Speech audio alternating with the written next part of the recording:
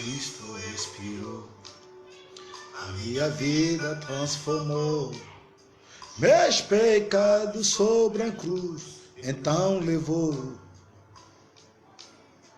Eu não me canso de contar as maravilhas que operou. Vou dizendo, Jesus Cristo é o Senhor. E toda vez que eu glorifico, os céus, anjos dizem amém.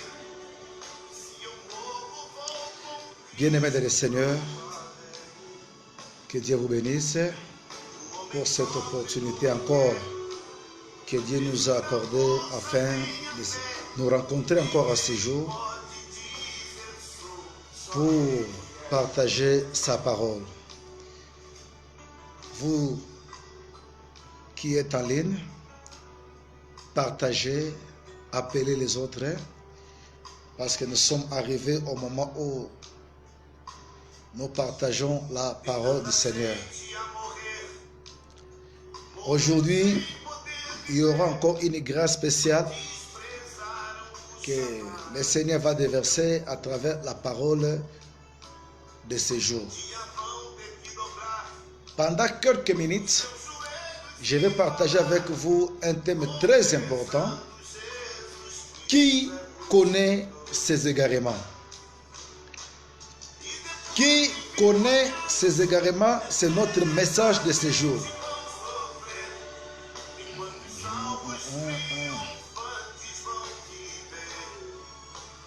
Appelez les autres d'entrer rapidement.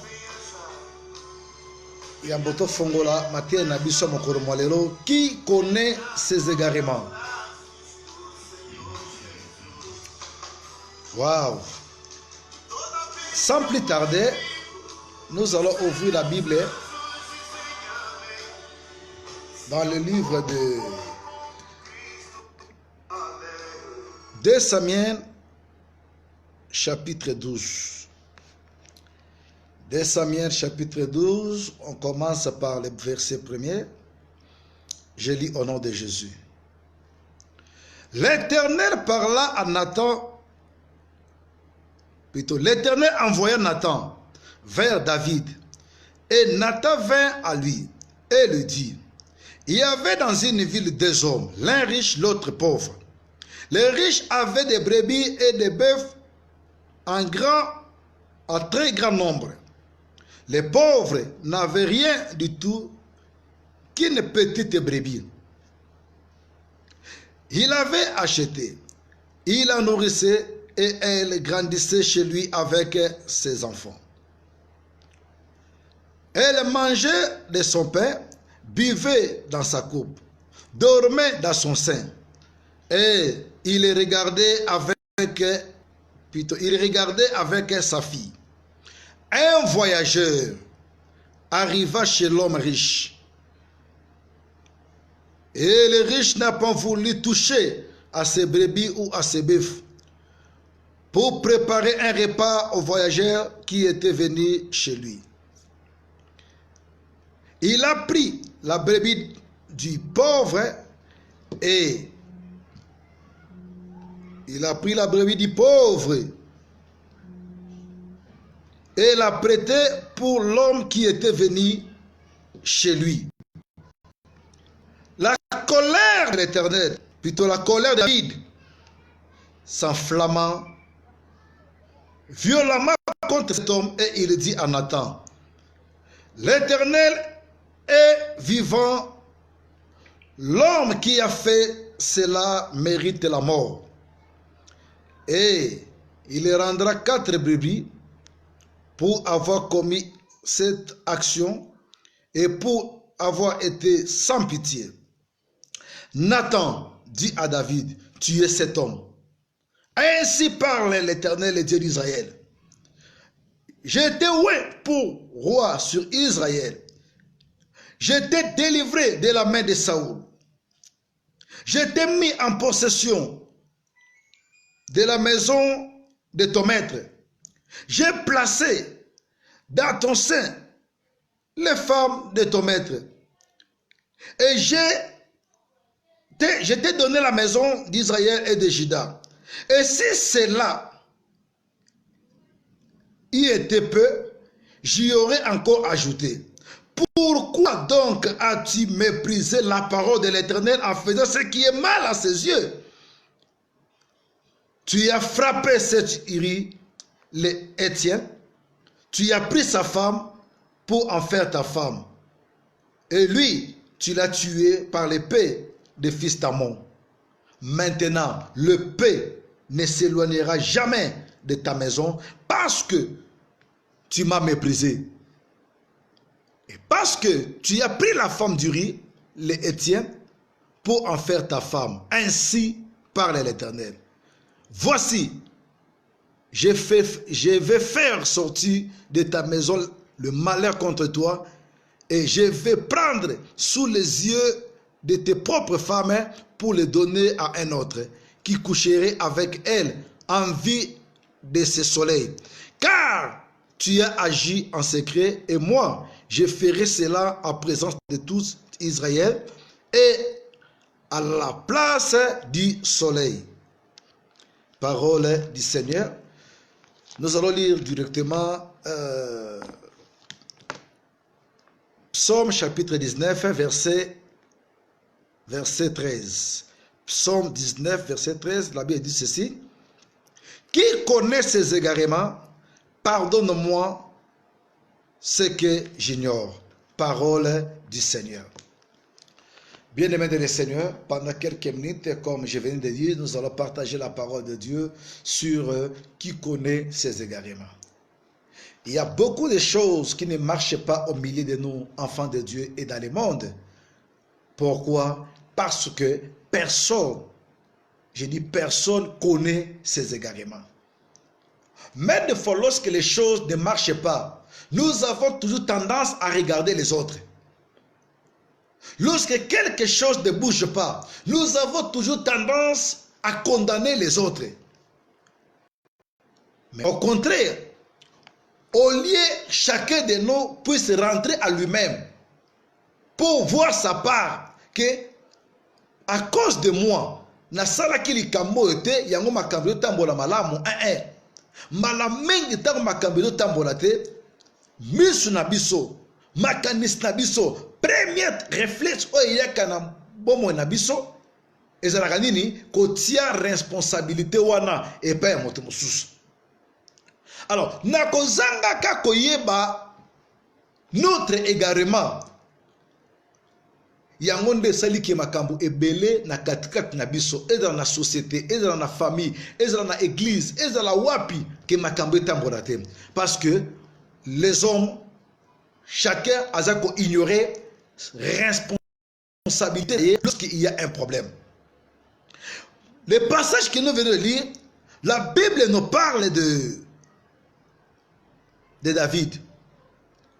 David adeli motu oyo nzambe alokotaki dans le néant. David adeli motu oyo il était négligé par ses frères, par ses parents. Son papa avait beaucoup de fils, lui il était comme le cadet, mais il a laissé ses grands frères pour atteindre David à Kenokoboko la Kabampate. Mais dans ce lieu-là, dans la forêt, Nzamba mona David. Abimisa David wapi na zamba e ayeko komisa David mokonzi na kati na batu. David kokoma komi roi. Nzamba zunda ku ya Saul. Basali basi et consort atie na disposition nani na disposition ya David. Mais un jour la Bible dit ceci. David a dit que mon amour si est soda na ye abandé ko sokola. Azui abomi apesi ordre na commanda aboma soda wana mpo a récupérer mwasi na ye. Moïse, David abomi mobali ngani. Pourquoi azalaki na esprit ya ko récupérer mwasi na ye? Uri akufi. Kokufa akufi. David a récupéré mon Sinaï, a commissionné sa femme. Alors écoutez, peuple de Dieu, en agissant ainsi, David, il a récupéré la femme d'autrui. Et c'est pour ça qu'il nous embête. Dieu a envoyé son serviteur. Il a envoyé le prophète Nathan pour que David m'a bien. Lorsque Nathan est arrivé dans la maison de David, il lui a dit que, oh roi, j'ai quelque chose que je vais partager avec vous. David a dit à Nathan, parle, je t'écoute. David, non. Il y avait dans la ville un homme riche avec un homme pauvre. Ils habitent ensemble. Mais l'homme riche avait beaucoup de brebis. L'homme riche avait beaucoup de biens. Mais les pauvres, les pauvres, mais qu'est-ce qui est arrivé? L'homme riche a eu yamba bapaya. On lié à kende kozwa biloko na troupeau na ye abomaniama mpo ete alesa bapaya na ye. Atiki biloko na nyoso bibole na malamu e atie kozwa kaka moko. Oh nana zalaki na yango, mobola zalaki na yango. Atie kozwa seulement biloko ya mobola. Na kozwa oya zui yango, bien aimé dans le Seigneur, abomi apesi mopaya na ye.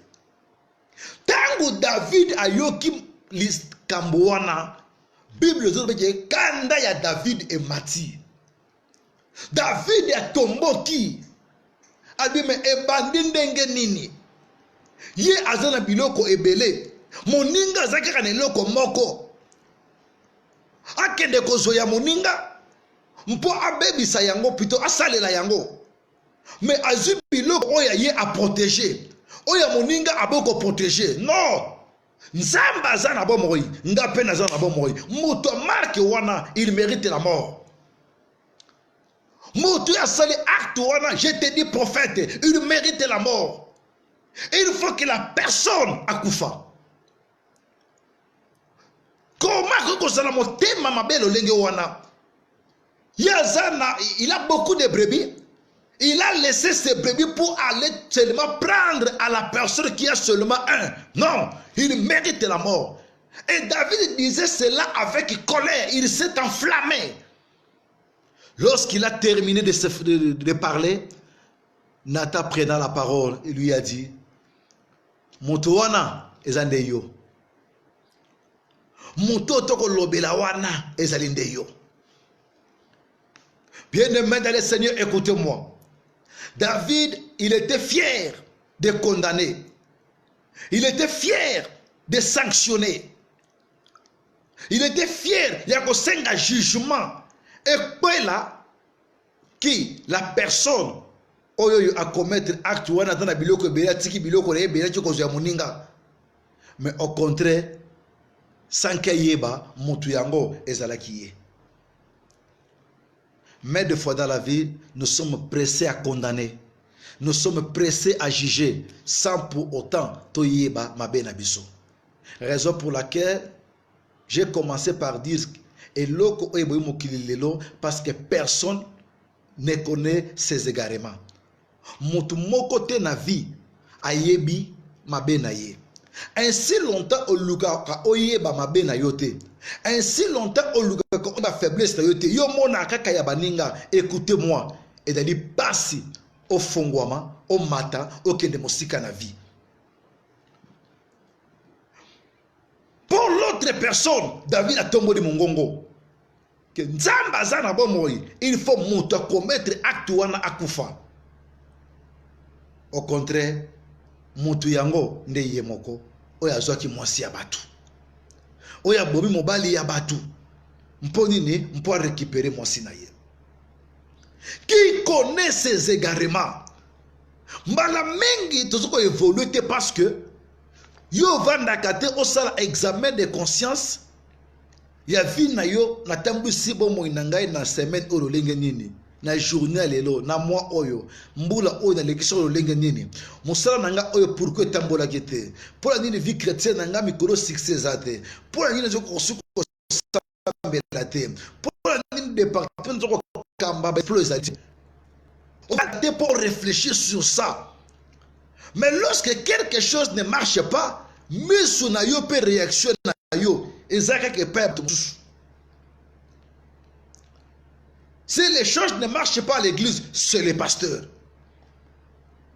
Si les choses ne marchent pas dans le pays, c'est les présidents. Bien-aimés de le Seigneur, bisonio sur na kat na société, na kat na famille, na kat na église, tozali na ba responsabilité sengeli moko na mususu asala nini asalela. Mais pas na biso to yeba kate ba igarema na biso. To yeba kate mabe o ya biso. Ainsi longtemps yoko yeba ka mabe na yote. Ozomona kaka o ya baninga, écoutez-moi, même toi aussi okenda ka liboso te. Bible zoloba na jardin d'Éden, Dieu a placé l'homme et la femme. Un jour, le diable est en train à séduire moi c'est liembouma. Moi ça pesta mobali pas liembouma. Nzamba kiti lokola mesana ko kita mikolo nyoso na Eden. Na ko kita na ye atala mutamoni mutute Adam ozawapi Adam lebite papanga na batami. Obotami nini? Est-ce que oliembouma Oli Adam a répondre que oui papa na liembouma. Oli Adam a répondre que papa na sali mokano na yote na buki mibeko na yo. C'est que tu m'avais dit. Je n'ai pas obéi en cela.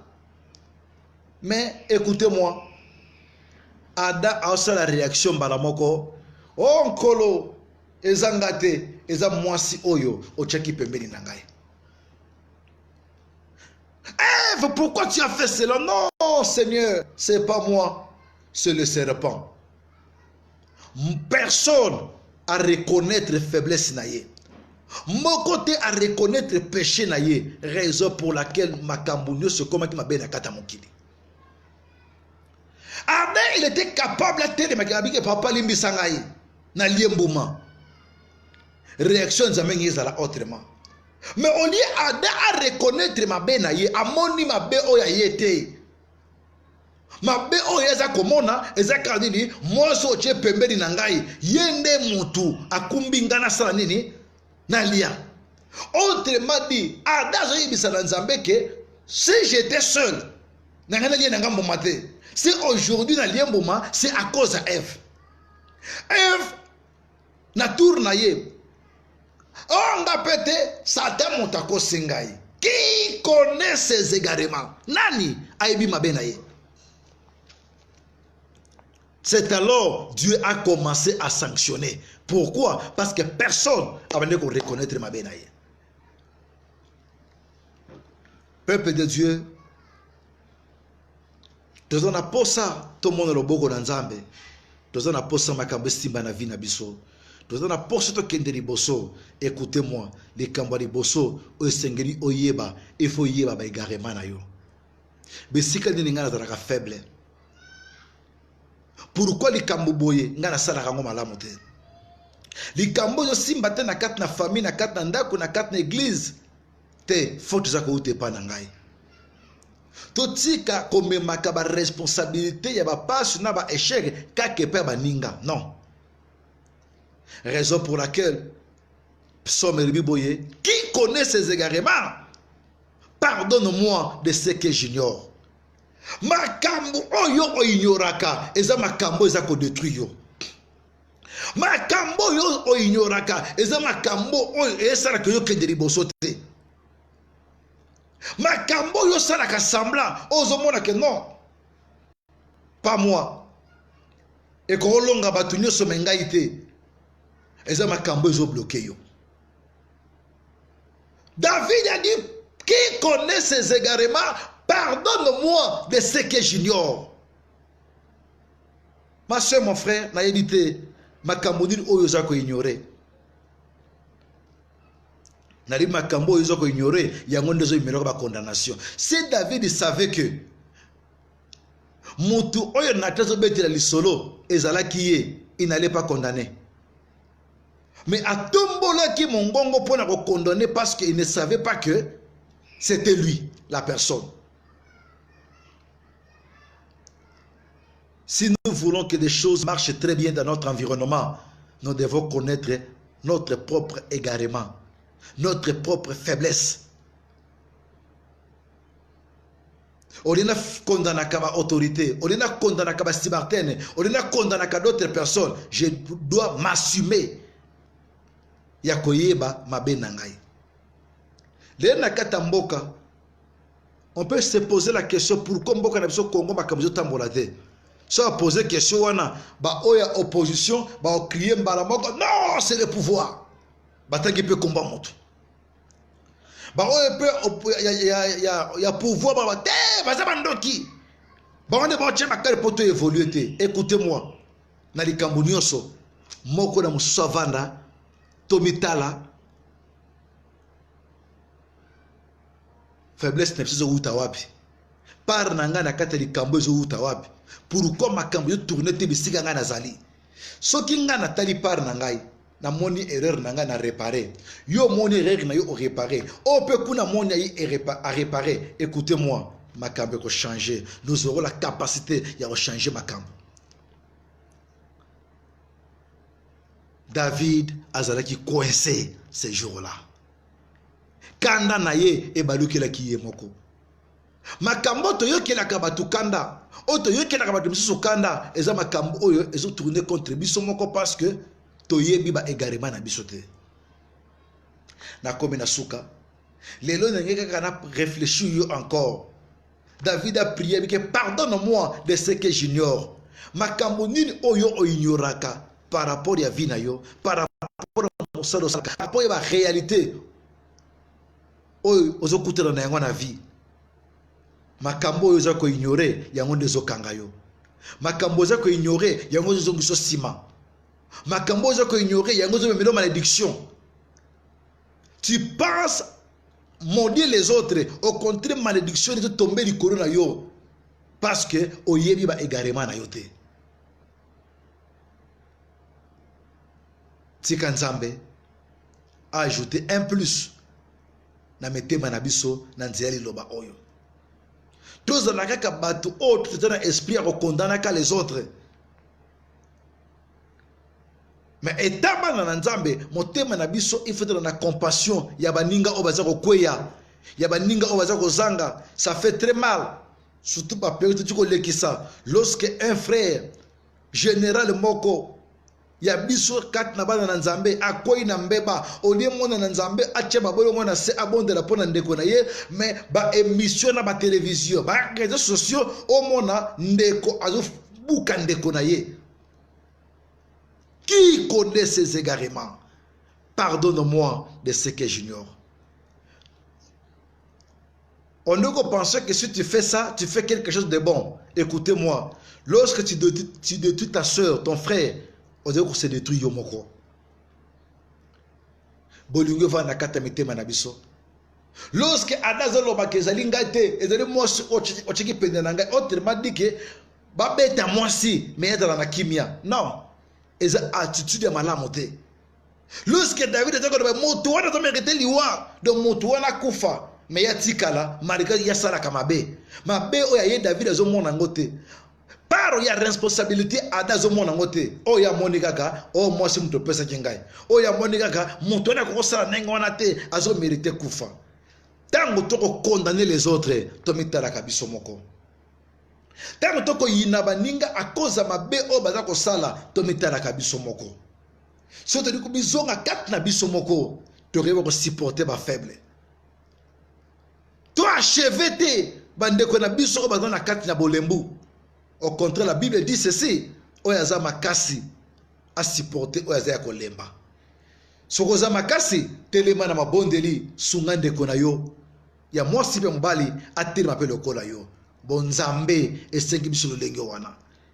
biso moko to détruire ba frère na biso, biso moko to kitinguye na nzambe na kat l'église na kat na mboka mponini likolo ya kokondana ka bandeko na biso o ba se retrouver na kat na bolembo au contraire makambo to condamner bango na yango biso pe na kat na mabunga wana na ko bisa moto moko ko se comporter te lokola David ko se comporter te lokola Adam ya ko bua kaka et pas ya moto mususu mabe ozo koma na kat na biso, mais nous sommes obligés ya kondimaka mabunga na biso liboso na nzambe que Seigneur pardonne-moi de ce que j'ignore.